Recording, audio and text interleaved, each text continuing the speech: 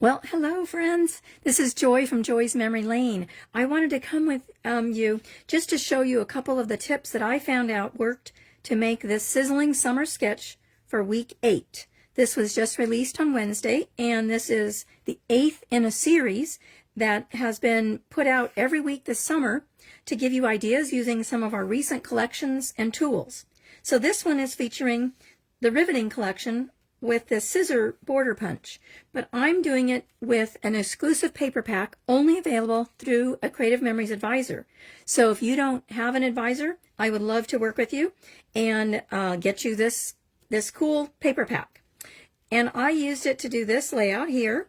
It's a little hard to show on live because I can't quite fit it all in, but you can see this really cool angle design, and I'm going to show you how we can create this really quick and easy. So I'll just kind of scan over here. So you'll see that the angled border design continues over to the second page. Okay, so let me give you a little close-up, and you can see these really fun little patterns. It's called Food Truck Fun with all these, food truck kind of menu items and fun patterns. And I use the Dine Border Punch, which some of you might have from before. So here's a look at the whole paper pack with all of the patterns. So today I'd like to create it using 2 different patterns. Let's see, I've already chosen these 2.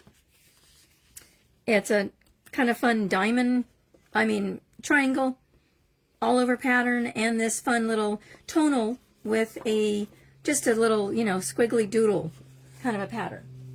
But also need to know what our backgrounds are going to be. So you might have missed this, but we had dual tone cardstock, which came out a couple weeks ago. And what's fun about it is it has a white core instead of a solid color all the way through.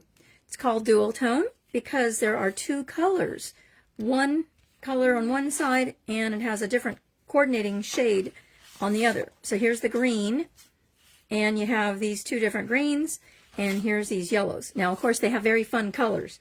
So we'll show you some of those later if you're interested. But I'm going to use this bright green here for my background. It is called Glade Green, and the other side is Jungle Green, if you're interested. And they are still available. I'll put these aside for now, and we're going to get well, actually, I guess I do need these out first. These are the backgrounds. So we have these really nice 13 by 13 mats. I'm going to slide this over so that we can get a whole mat in view. So centering it on my mat here, you will see we have rulers going all the way around all 4 sides. So to do this angled line, I'm going to start from the top and measure down 1.5 inches. Okay?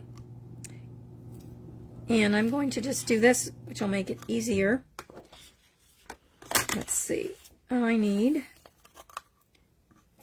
starting at the 1.5 inch mark here, and I'm going to go to 3.5 inches from the bottom on the right corner. So 1, 2, 3. If you're looking at the ruler, it's 8.5 inches. And I'm starting 1.5. So the rulers are backwards because this is measuring up to 12. So it's at the 10.5 inch mark. Okay.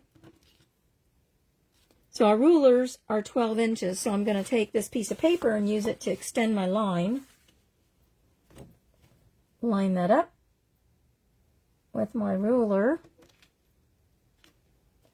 There's my pencil mark.